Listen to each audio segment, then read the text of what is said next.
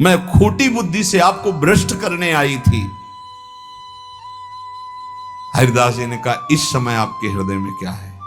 बोले भगवान बस आपकी दास्ता, आपके आदेश का इंतजार। मैं क्या करूं, मुझे आदेश कीजिए।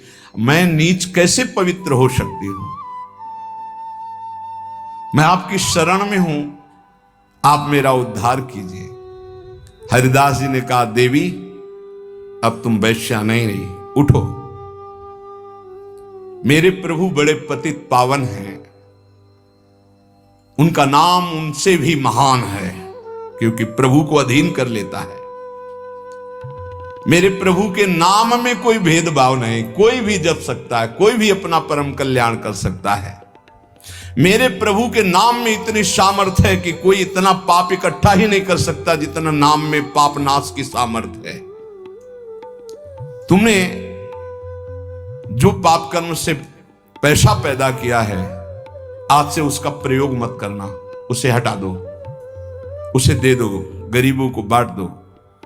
और आज से तुम जो 3 दिन से नाम सुन रहे हो, इसी नाम को रटो।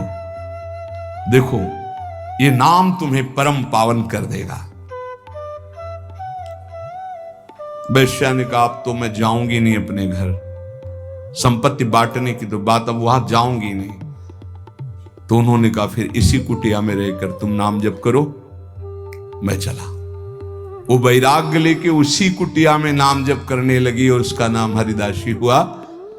और हरिदास जी उसी समय उस कुटिया से निकले, सीधे शांतिपुर अद्वैताचार्य के समीप चले गए। अद्वैताचार्य जी बहुत बड़े महाभागवत, वो सदैव श्री कृष्ण चिंतन में संलग्न रहते, अद्भुत विद्वान, शास्त्रज्ञ, भगवत प्रेमी महापुरुष। अब वो फटे पुराने कपड़े पहन करके वैश्या वही नाम कीर्तन कर। अब उस जमींदार के तो होश उड़ गए कि मैंने भेष छुड़वाने के लिए वैश्या को भेजा था और यहां वैश्या ही अपना भेष परिवर्तन करके वहां नाम जप करने लगी। ये क्या है नाम जपक जन भगवान की जन। उस वैश्या का वैसे ही सम्मान होने लगा कुछ वर्षों बाद जैसे हरिदास जी का होता था। लोग उस वैश्या के दर्शन करने आने लगे, हर समय वैसे ही नाम जप करते हुए उसी भूमि पर जिस कुटिया में वो रहते थे वह हरिदासी नाम से कही गई। क्या महिमा है भगवान नाम जापक संतों की। और इधर रामचंद्र खां ने अपने कुकृत्य का फल पाया कि बादशाह का कोई अपराध बन गया, साबित हो गया नहीं अपराध होने पर भी, तो तत्काल आदेश हुआ सारी संपत्ति और जमींदारी उसकी जब्त कर ली गई, उसको जेल में डाल दिया गया। ये साधु अवज्ञा तुरंत भवानी कर कल्याण अखिल कहानी। कोई ऐसा मुकदमा, कोई ऐसी बात आ गई जिसमें उनका अपराध साबित हो गया और सारी संपत्ति जमींदारी जब्त कर ली गई, उनको जेल भेज दिया गया। खाने की भी व्यवस्था भंग कर दी गई, जेल में भारी कष्ट उनको दिया गया। पक्का जो भक्त का अपमान करता है, भक्त को नीचा दिखाना चाहता है, उसकी दुर्गति पक्की हो जाती। यहां तो ये ब्याज है, मूल तो और मिलेगा। महात्मा हरिदास जी विश्वास के तो मूर्तिमान स्वरूप हैं। उन्होंने नाम को ही अपना जीवन माना, भगवान निष्ठा उनके हृदय में अटल भाव से थी। बेनापोल की निर्जन कुटिया में उस वैश्या का उद्धार करके उसे हरिदासी बनाकर आप शांतिपुर आ गए, अद्वैताचार्य जी के पास। शांतिपुर के समीप ही फुलिया नामक ग्राम में एकांत में छोटी सी फूस की झोपड़ी बनाकर अहरनिश कृष्ण नाम जप रहे थे। उस समय बादशाह यवन ही था और वहां के बड़े बड़े काजी अधिकारी यवन ही थे। भारी अत्याचार उन लोगों का था, यहां तक कि उनके धर्म के विरुद्ध कोई चू नहीं बोल सकता था। सत्ता थी। अब जब वहां काजी को पता चला कि रात दिन ये नाम जप करता है और यवन धर्म से इसका जन्म है, तो उनके मन में आया कि इसको दंड दिलाया जाए कि बड़ा इसका सम्मान हो रहा है। काजियों का ये समझो एक तरह के वो बादशाह ही होते थे, बादशाह उन्हीं के इशारे से चलते थे। गोराई नाम का एक काजी था जो बहुत ही कठोर और कर्कश स्वभाव का था। हरिदास जी का प्रभाव देखकर वो ईर्ष्या से देखता। मतलब कुछ लोग ऐसे देखते हैं कि बस उनके पास जो है वो भस्मासुर वाली ताकत नहीं है कि हाथ धर दे भस्म हो जाए, नहीं तो भक्तों को वो भस्म ही कर दे, ऐसी दृष्टि होती है। वो दृष्टि से पता चलता है। वो हरिदास जी को ऐसे देखता कि कैसे इनको नष्ट कर दूं। और जब उसको ये पता चला कि यवन धर्म के ही हैं, तब तो बढ़िया उसको रास्ता मिल गया। हरिदास जी का प्रभाव दिनों दिन बढ़ता चला जा रहा था। उसने विचार किया कि यवन धर्म के होकर के हिंदू धर्म का नाम ले रहे हैं, ये तो कुफ्र है, काफिर है। ऐसा काजी ने विचार किया। इसे बादशाह के सामने पहले पेश करें, फिर इसको दंड निर्धारित करें। गुराई काजी ने विरुद्ध राज दरबार में अभियोग चला दिया ठाकुर हरिदास जी की। राज आज्ञा हुई तत्काल गिरफ्तार किया जाए, क्योंकि बादशाह यवन था। हथकड़ी बेड़ियों से जकड़ लिए गए ठाकुर हरिदास जी। डरना नहीं, ये डिग्री वालों की बात है जो उच्च कोटि के महापुरुष हैं। तुम मत सोच लेना कि हम राधा राधा जपेंगे तो, हाँ ऐसा नहीं। भगवान वो सामर्थ्य देते जो प्रहलाद जी को सामर्थ्य दी, वही ऐसे भक्तों को सामर्थ्य देते। ऐसा नहीं है कि अपने सामर्थ्यहीनों को ऐसा प्रश्न कर, ऐसा नहीं, डरना नहीं कि भगवान बड़ी भारी परीक्षा लेते। हथकड़ी बेड़ियों से जकड़ लिए गए और इनको पेश किया गया निरपराध हरिदास जी को अपराधी की तरह। बादशाह ने देखा 9 युवक तेज से प्रभावित, मानो पूरा सभा आश्चर्यचकित और आलोकित हो गई हो, प्रभावित हो गए जो यवन बादशाह थे, और कहा सम्मान से इनको बैठाला जाए। आसन दिया गया, आसन पे बैठे। हरिदास जी जब बैठ गए तो बादशाह ने कहा कि आपने स्वाभाविक धर्म परिवर्तन किया है। तुम्हारा जन्म तो मुसलमान के घर में हुआ है, और ये तुम्हारी, जैसे अपने भगवान का नाम लेते हैं, वैसे अपने भगवान का नाम लेके बोले कि तुम्हारी तो कृपा ही जो है, जो यवन धर्म में तुम्हारा जन्म हुआ। बादशाह ने कहा तुम काफिरों का आचरण क्यों करते हो? इससे तो तुम्हें नर्क जाना पड़ेगा। मुझे बड़ी दया आ रही तुम्हें देखकर, दंड देना नहीं चाहता, फिर भी तुम तौबा बोलो, प्रायश्चित करो और कलमा पढ़ो, छोड़ो इसे, तो तुम्हारे दंड में हम कुछ कमी कर सकते हैं, नहीं तो भयानक दंड तुम्हें मिलेगा, क्योंकि तुम काफिर हो। सुख की प्राप्ति धर्म से चलने से होती, तुम धर्म का त्याग कर चुके हो। हरिदास जी ने कहा श्रीमान महाशय, आपने जो कुछ कहा, आप अपने ज्ञान के अनुसार, विश्वास के अनुसार, धर्म के अनुसार ठीक बोल रहे हैं। आपका विश्वास आपको फल देता है, ठीक कह रहे हैं। क्या कोई हिंदू आपके धर्म को स्वीकार करेगा? अगर स्वीकार करेगा तो उसे नरक मिलेगा? बोले नहीं, वो स्वीकार कर सकता है और उसकी भगवान की कृपा होगी। वो अपने भगवान का नाम लेते हुए बोले हाँ, तो क्या कोई इस्लाम छोड़कर अगर हिंदू धर्म को स्वीकार करता है, क्या उसके ऊपर भगवान की कृपा नहीं होगी? क्या वो भगवान का भजन नहीं करता? फंसा लिया। काजी बीच में बोल पड़ा, देखो साहब, इसकी बातों में मत आना। अगर आप इसको छूट दी तो आगे आप समझ लीजिए कि आपके धर्म में चलने वाले कितने लोग ऐसा करने लगेंगे।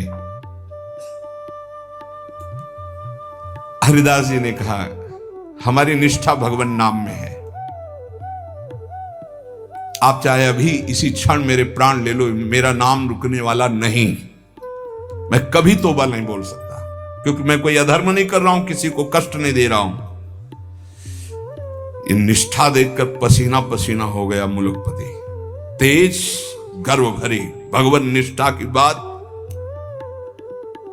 इस पे नहीं दैन्यता होती। नहीं, प्राण ले लो अभी अपने हम धर्म पर। मुलकपति ने कहा तुम्हारी बातें हिंदुओं के लिए ठीक हो सकती, लेकिन हम यवनों के लिए नहीं। तुम हमारे धर्म में पैदा हो, इसलिए हमारी बात पर विश्वास करो। हरिदास जी ने कहा महाशय आपका कहना ठीक है, किंतु विश्वास किसी बल से नहीं तोड़ा जा सकता। बादशाह से ऐसे बात वही कर सकता है जिसे भगवान का बल प्राप्त हो। देखो, मैं पूर्व जन्म का कोई ना कोई संस्कार लेकर के आया हूं, जिससे भगवान नाम में मेरी प्रीति हुई है, और मैं भगवान नाम छोड़ नहीं सकता। मेरा दृढ़ विश्वास है, चाहे अभी प्राण ले लिए जाएं।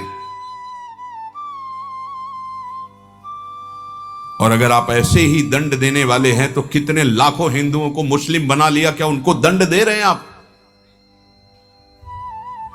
यदि ऐसा वो दंड के अपराध भागी नहीं बने कि हिंदू धर्म छोड़कर आपने उनको यवन धर्म में बना लिया, तो मैं यवन धर्म छोड़कर अगर नाम जप करता हूं तो मैं अपराधी कैसे हो सकता हूं? बादशाह चुप हो गया। गुराई काजी ने देखा यहां मामला तो उल्टा हो गया। तब जोरों के साथ कहा हम ये सब कुछ नहीं सुनना चाहते, इस जो धर्म के प्रतिकूल चले उसको दंड देना चाहिए। तुम अधर्म कर रहे हो, तुम काफिर हो, तुम्हें दंड मिलना चाहिए। काजी के बोलते ही बादशाह चुप हो गए, ना इधर कुछ बोल पा रहे ना इधर। फिर कहा कि देखो गोराई काजी जो कह रहे हैं तुम वो बात मान लो और कलमा पढ़ो और छोड़ो ये नाम जप करना। हरिदास जी ने कहा श्रीमान महाशय, हम एक बार केवल बोलते हैं, दोबारा आपको जो कहना हो सो कह लीजिएगा, मैं बोलूंगा नहीं। मैं प्राण त्याग सकता हूं, पर भगवान नाम नहीं छोड़ सकता। क्या निष्ठा है! आप दंड जो देना चाहे मैं स्वीकार करता हूं, लेकिन नाम नहीं छोड़ सकता। मेरी देह के आप इसी सभा में सैकड़ों टुकड़े कर दिए, हर टुकड़े से निकलेगा कृष्ण कृष्ण कृष्ण, छूटेगा नहीं नाम। मैं तुम्हारे दंड देने से विचलित नहीं हो सकता। मैं हरिनाम को जब तक श्वास है नहीं छोड़ सकता। अब आखिरी मेरी ये बात है, आप चाहे दंड दें या जो चाहे सो करें।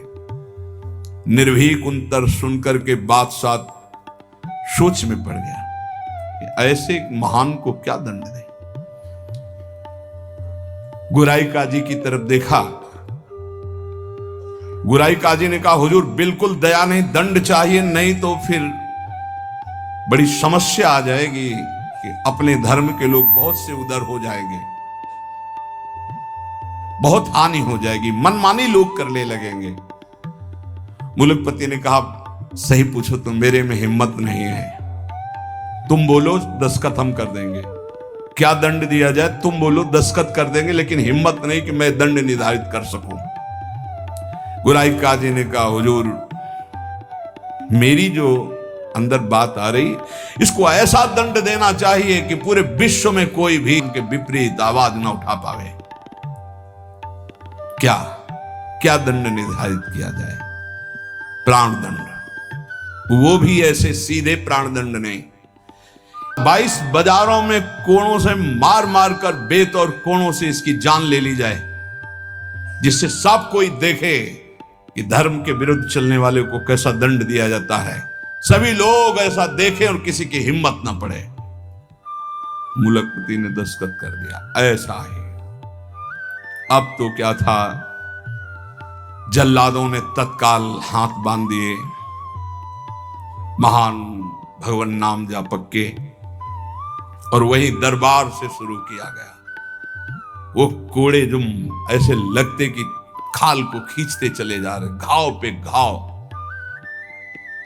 हर बाजार में भीड़ में सब जगह ऐसे ठाकुर हरिदास जी बोलते हरि बोल, जहां कोड़े लगते हरि बोल, हरि बोल, बलिहार है।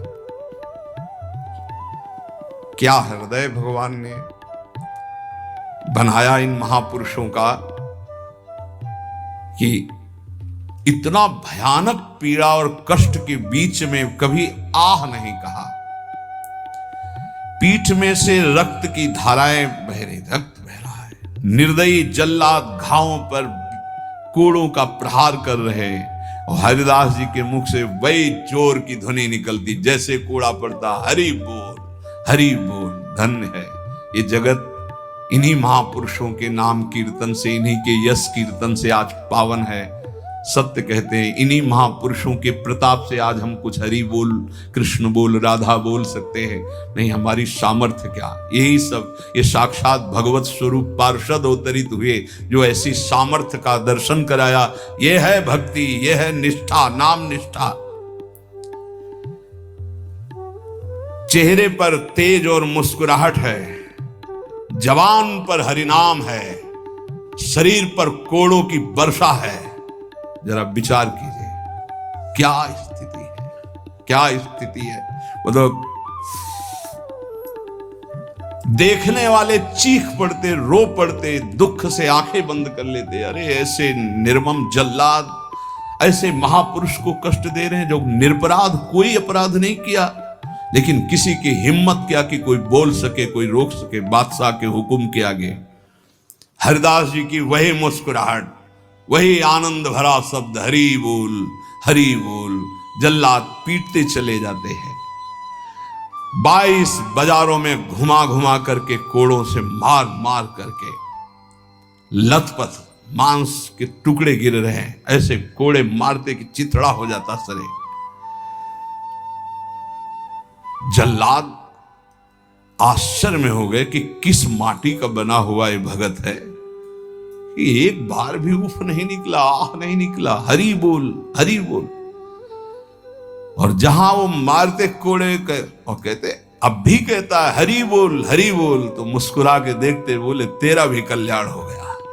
क्योंकि वो भी यवन जल्लाद थे, वो गुस्सा में बोलते, अब भी कहता है हरि बोल, हरि बोल, तो कहते तेरा भी कल्याण हो गया, क्योंकि तू भी 2 बार तो हरि हरि बोला, तेरा भी कल्याण हो।